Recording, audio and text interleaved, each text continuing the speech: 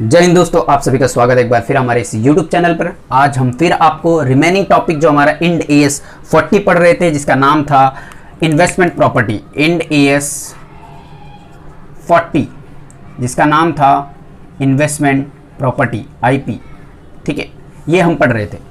हमने कहाँ तक पढ़ा था, हमने बता दूं आपको कि कहाँ तक पढ़ा था। इनिशियल रिकॉग्निशन की हम लोग बात कर रहे थे, इनिशियली रिकॉग्नाइज कैसे करेंगे, एंड उसमें हमने एक्चुअल ओनर और अज्यूम ओनर दो पार्ट देखा था। एक्चुअल ओनर के अंदर में परचेज बाय कैश देखा था, purchase by cash deferred credit पे भी देखा था, और उसके बाद हमने सेल्फ कंस्ट्रक्शन के ऊपर देखा था। अगर सेल्फ जनरेटेड हो, सेल्फ कंस्ट्रक्टेड हो, कैसे हम बनाएंगे, तो उसका कॉस्ट वगैरह कैसे लगता है, ये हमने पिछले वीडियो में देख चुके हैं पार्ट नंबर 3 में। अब हम पार्ट नंबर 4 जो रिकॉर्ड कर रहे हैं, आपके सामने ये वीडियो ला रहे हैं, इस वीडियो में हम ना डिस्कस करेंगे एक्सचेंज ऑफ एसेट। सपोज एक एसेट हमने दिया और उसके बदले में लिया। सपोज आप देखते हो ना, 2 मिनट के लिए बिजनेस छोड़ के आप अपने घर की लाइफ में आओगे तो देखोगे कैसे कि आप अमेजोन या फ्लिपकार्ट, मैं किसी का प्रमोशन नहीं करो, तो अमेजोन या फ्लिपकार्ट पे आप क्या करते हो ना, मोबाइल बुक करते हो। और मोबाइल बुक करते हो ना, तो कोई नया पीस तड़कता भड़कता मार्केट में आया और उसको आप लेना चाहते हैं, तो क्या करते हो, अपने फोन को एक्सचेंज वैल्यू में डालते हो और उस फोन को बोलते हो कि अगर एक्सचेंज करूंगा तो कितना मुझे देना है। मतलब क्या, एज गुड एज क्या कि हम परचेस कर रहे जो फोन, उसके बदले कोई एसेट भी दे रहे, या एसेट ही दे रहे, दोनों बात हो सकती। सिर्फ एसेट देना, एसेट ही दे रहे, एसेट भी दे रहे, मतलब पैसा और एसेट दोनों दे रहे। तो उस दो केस में ना ये चीज हो सकता है, या तो हमें प्रॉफिट होगा तो नुकसान होगा, हमारा फायदा होगा या तो नुकसान होगा, दो ही बात हो सकती है। तो ऐसे सेम बिजनेस के अंदर भी बेटा ये चीज देखा गया है कि अगर कोई एसेट हम ले रहे हैं, परचेज कर रहे हैं, मतलब टेकन अप बोलते हैं, तो जो एसेट हम परचेज करें उसके बदले हम दूसरा एसेट दे रहे हैं, मतलब गिवन अप, हम एसेट छोड़ रहे तो जा रहे, तो टेकन के बदले हमें कुछ एसेट देना पड़ रहा है और कुछ पैसे दे रहे। कभी कभी ऐसा होता है, कभी कभी ऐसे भी हो सकता है कि हम परचेज कर रहे हैं तो उसकी वैल्यू कम है, उसकी प्राइस कम है, और जो हम गिवन अप कर रहे हैं उसकी वैल्यू ज्यादा है, तो हम बोलेंगे भाई देख तू मुझे गुड्स दे दे और इतना पैसा दे दे, ये एसेट दे देता हूं। तो कभी कभी होगा हमें पैसा भी मिलेगा, गुड्स मिलेगा, उसके बदले हमारा गुड्स जाएगा। सॉरी, गुड्स की बात करें, एसेट की बात करें, तो कभी कभी हमें पैसा भी मिलेगा और एसेट भी मिलेगा, उसके बदले हमारा एसेट जाएगा। ये बात हो गई। तीसरा केस क्या होगा कि हम ये देख सकते हैं कि भैया हमें उसमें प्रॉफिट एक्चुअली में हो रहा है, लॉस हो रहा है। कैसे पता करेंगे कि जो हमने एसेट दिया है और जो आ रहा है, जो दिया एसेट उसका फेयर वैल्यू क्या है, फेयर वैल्यू आपको पता ना, फेयर वैल्यू क्या है, और एसडीवी क्या है, एसडीवी नहीं, WDV, रिटर्न ऑन वैल्यू, जो बुक वैल्यू लिखा था वो, और जो उसको फेयर वैल्यू, उन दोनों में फर्क जो है ना, अगर फर्क नेगेटिव आया, पॉजिटिव आया तो लॉस है, नेगेटिव आया तो भैया प्रॉफिट है। समझ में? तो वही चीज हम पढ़ेंगे। 2 मिनट फटाफट देख लो, कुछ एग्जांपल लेके मैं आपको बता दूंगा। चलो यहाँ पे एक एग्जांपल लेते हैं, एग्जांपल के माध्यम से हम समझाएंगे कि मान लो फेयर वैल्यू जो है किसका, टेकन अप का जो हम परचेज करें, टेकन अप मतलब परचेज करें, उसका मान लो 20 लाख है, ठीक, और फेस वैल्यू आप जो गिवन अप कर रहे हो बेटा, उसकी मान लो 18 लाख है वैल्यू, ठीक है। दोनों का फेयर वैल्यू, अच्छा कंपेयर वही चीज से करेंगे जो उसके बराबरी का हो। फेयर वैल्यू कंपेयर भी WDV नहीं होगा, क्यों?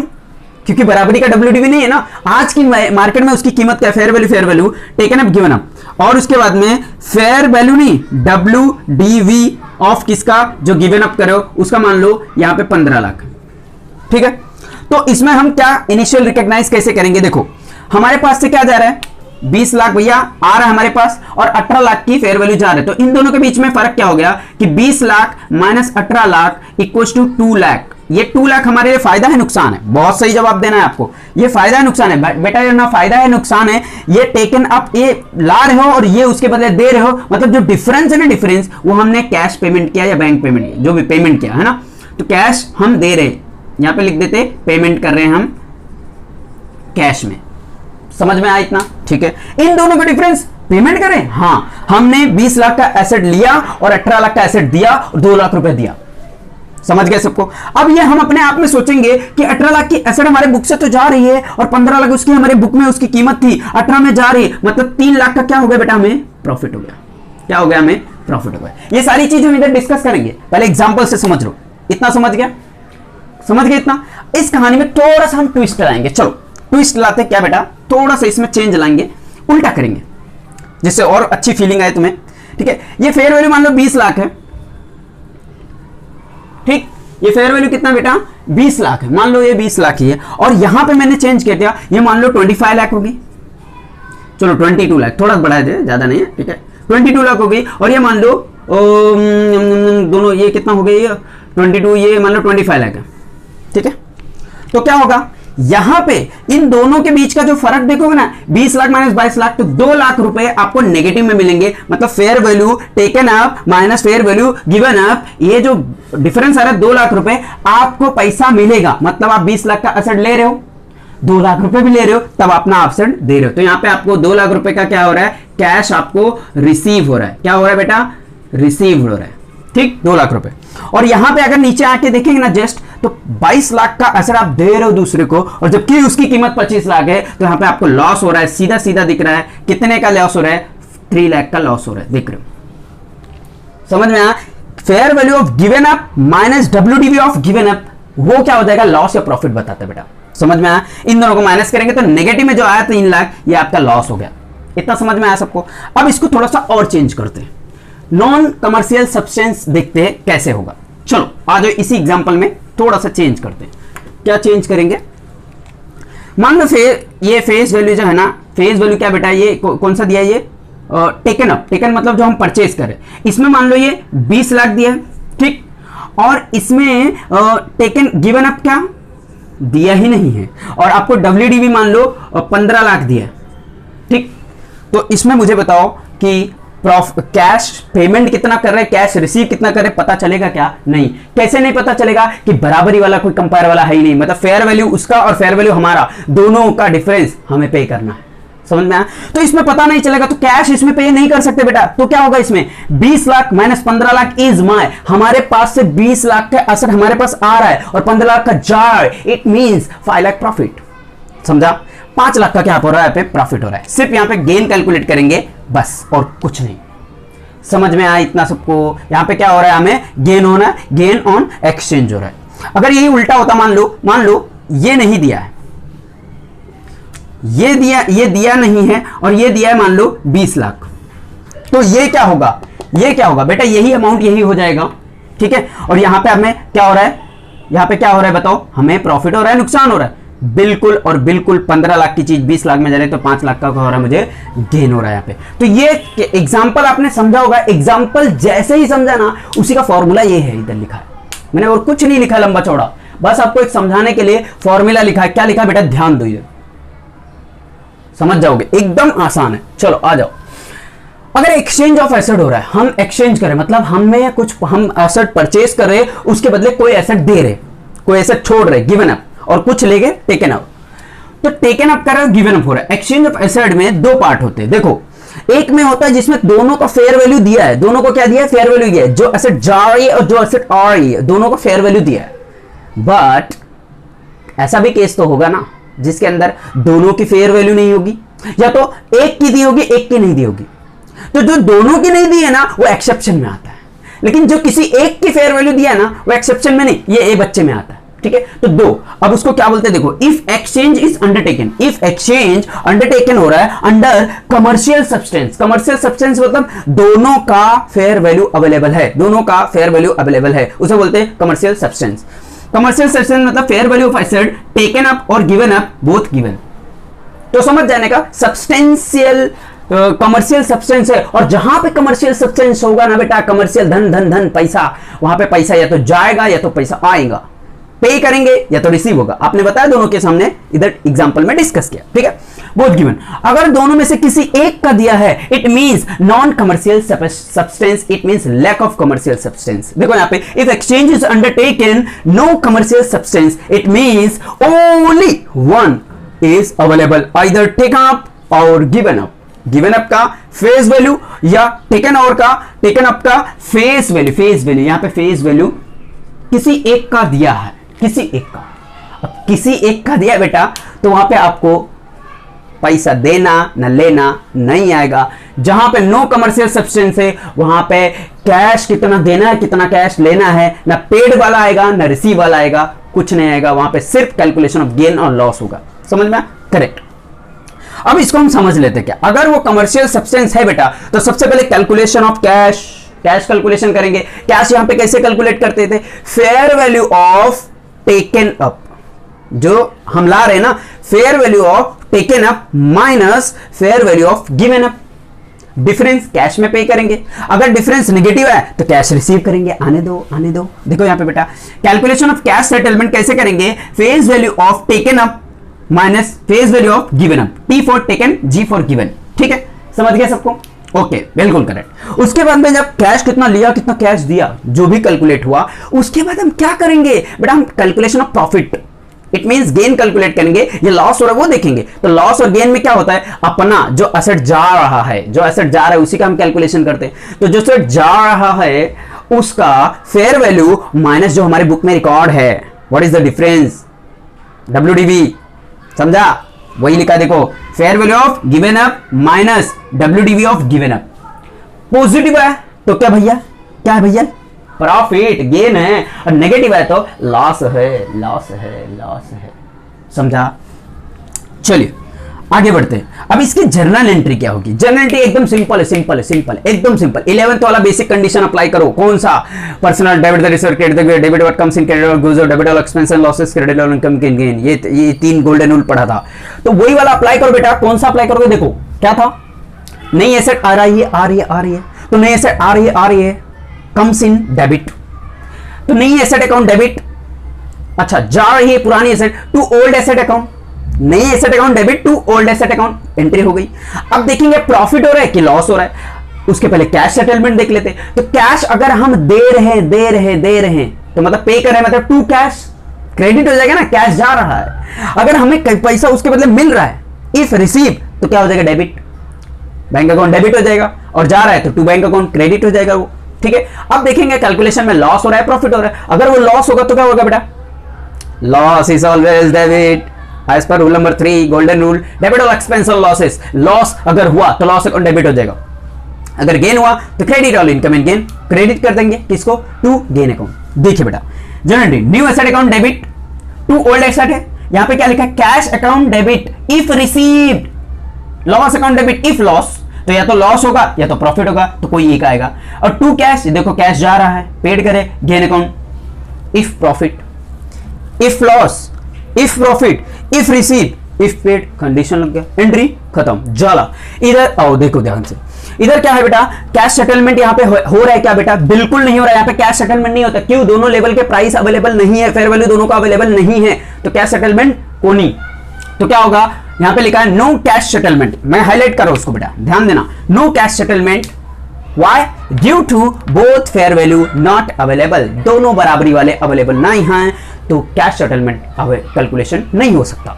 सेकेंड है कैलकुलेशन गेन और loss on exchange, fair value given up minus WDV of given up. अच्छा, मान लो fair value of given up नहीं दिया है, नहीं दिया है तो fair value of taken up ले लेंगे, नहीं गिवन अप लिया है तो टेकन अप ले लेंगे, बात खत्म ना, वही हो जाएगी ना, बात समझ रहे हो ना? ओके, अब यहां पे देख लो क्या होता है बेटा, और एंट्री क्या होगी, new asset account debit, cash की बातचीत नहीं करना है, तो new asset account debit to old asset account, if loss तो लॉस डेबिट, इफ प्रॉफिट तो गेन क्रेडिट, वही लिखा मैंने, टू गेन।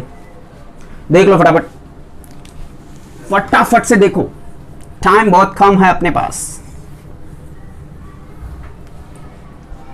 हाँ, 2 मिनट रुक जाओ, इसका एक्सेप्शन भी आप लिख लो। एक्सेप्शन में क्या होता है बेटा, कि अगर एक्सेप्शन एक होता है, आपने देखा होगा, तो एक्सेप्शन कभी कभी मैंने बताया ना कि अगर दोनों का फेस वैल्यू नहीं दिया है, मान लो गिवन अप है और एक गिवन अप है और एक टेकन, हम ले रहे हैं जो एसेट उसका भी फेस वैल्यू नहीं पता है, और जो दे रहे हैं एसेट उसका भी फेस वैल्यू नहीं पता है, उस टाइम पे हम क्या करेंगे, WDV ऑफ गिवन अप जो है, मेरा बुक में जो रिकॉर्ड है WDV ऑफ गिवन अप है, वही उसका कॉस्ट बन जाएगा, वही उसका क्या बन जाएगा, कॉस्ट बन जाएगा। उसमें calculation of profit and loss कुछ नहीं करेंगे।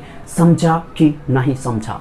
समझा तो कॉपी डाउन फास्ट। अच्छा, ये भी बता दूं फिर कॉपी करो, ये कॉन्सेप्ट क्लियर हो जाए पूरा, समझ में आया ना? इनिशियल के बाद में हम क्या करेंगे, सब्सिक्वेंट रिकग्निशन करेंगे। तो अगर इसकी बात करें अज्यूम ओनर की, तो अज्यूम ओनर कौन, हम तो है नहीं, किसके पॉइंट ऑफ से देखेंगे, इन the books of Lesi, in the books of Lesi, जिसने लिया है लीज पे, इन the books of Lesi, finance lease है बेटा। तो इसमें एंट्री क्या होगी, बोल दो फटाक से बोलो, investment property, investment property account debit ना, अकाउंट डेबिट। क्यों इन्वेस्टमेंट प्रॉपर्टी अकाउंट डेबिट? क्यों? क्योंकि उस जो लेसी है ना, लेसी के पास वो असेट जा रहा है, असेट उसी के पास है। In the books of lessee, यहां पे लिख रहा हूं, in the books of Lesi.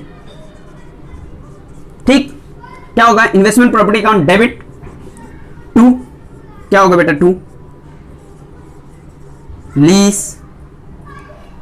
Lease liability account.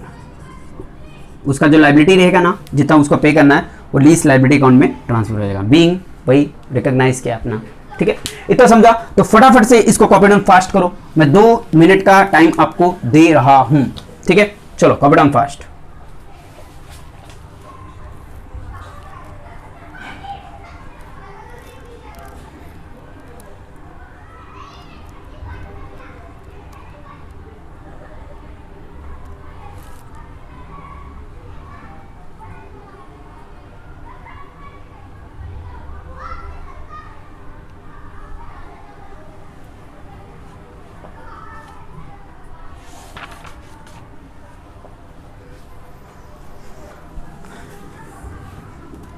झाला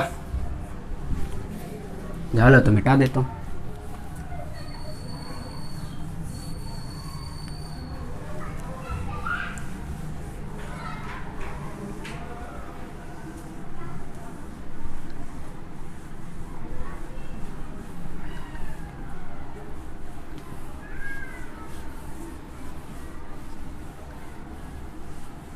पढ़ाई वढ़ाई करते हो तुम लोग कि नहीं करते हो? भाई किया करो पढ़ाई, बहुत काम आएगा आपकी लाइफ में। लाइफ में क्या सीए बनना है ना, बेटा फटक से पढ़ लिया करो। चलो, अब अभी तक हमने इनिशियल रिकॉग्निशन पढ़ा, अब हम पढ़ेंगे subsequent recognition.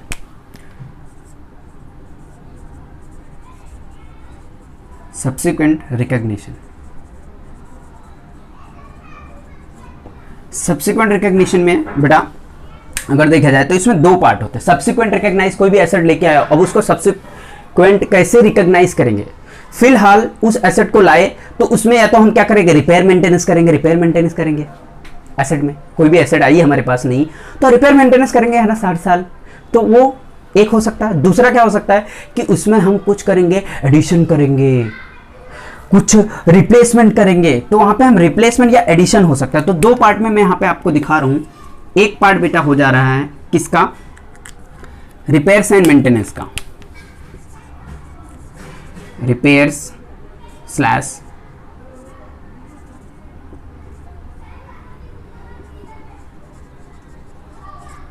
Maintenance, repairs and maintenance. अब रिपेयर्स एंड मेंटेनेंस, दूसरा कौन सा बेटा? मैंने क्या कहा? रिप्लेसमेंट स्लैश क्या बताया था, याद करो? एडिशन।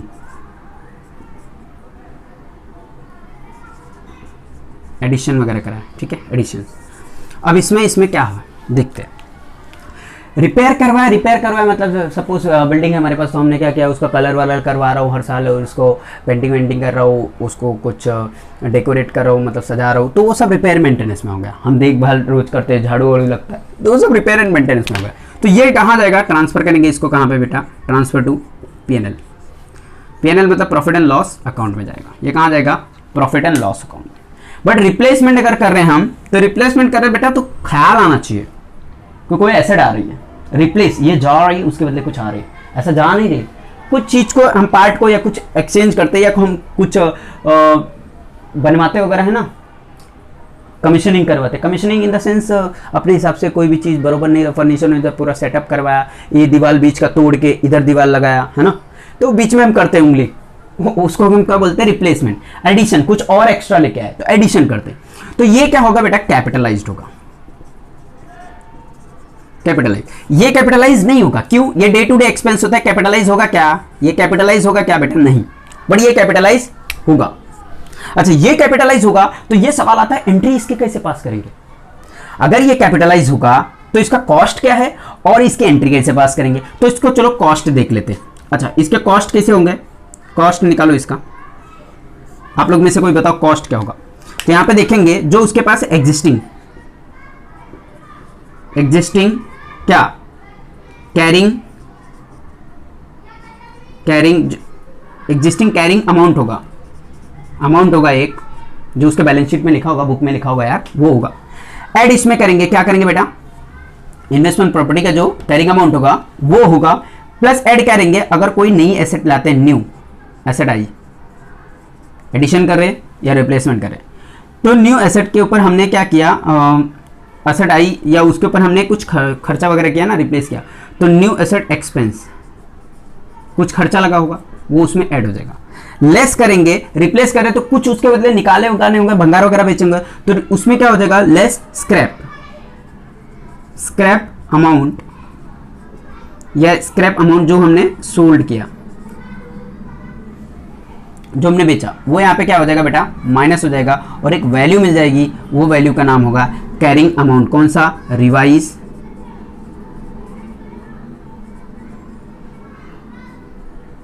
Carrying amount. अच्छा एक सवाल पूछूं, ये रिवाइज जो कैरिंग अमाउंट है ना बेटा, अब एक बात बताओ, डेप्रिसिएशन किसके ऊपर लगाओगे, डेप्रिसिएशन इस वैल्यू पे लगेगी या इस वैल्यू पे लगेगी, सवाल मेरा जवाब आपका, समझ गए।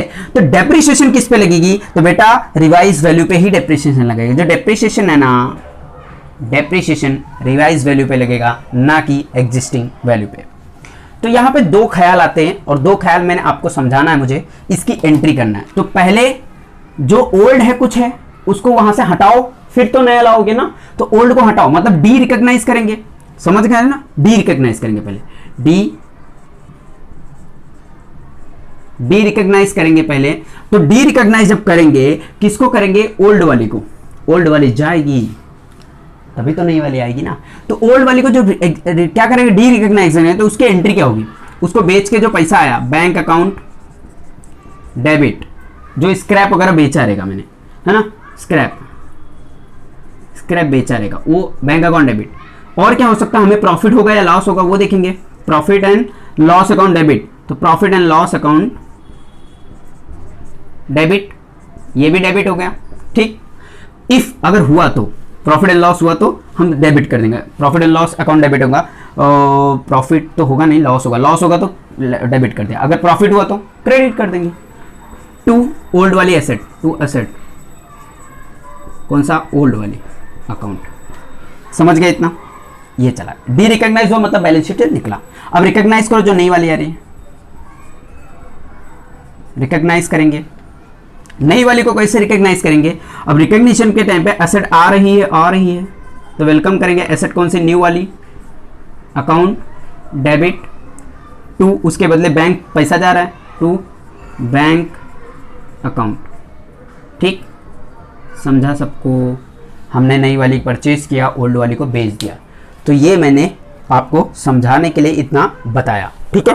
तो फटाफट से इसको, इस एंट्री को कॉपी करो, और ये ऐसा आपने रफली फटाक से लिख लो, ठीक है।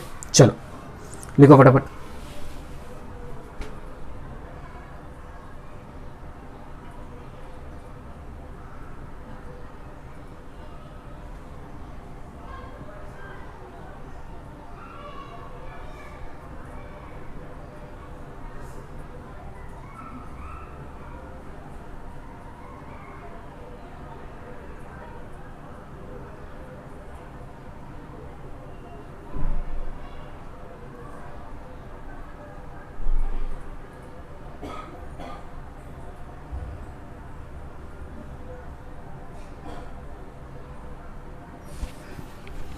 हो गया बेटा लिख के, चलो स्टार्ट। ये तो हमारा अगला टॉपिक, इसके आगे का टॉपिक क्या है बेटा, मेजरमेंट करेंगे हम ऑफ किसका, इन्वेस्टमेंट प्रॉपर्टी का, ठीक है। फटाफट 2 मिनट लगेगा, उसके बाद में हम स्टॉप करते हैं, ठीक है। चलो आइए मेजरमेंट कर लेते हैं, क्या नाम है उसका,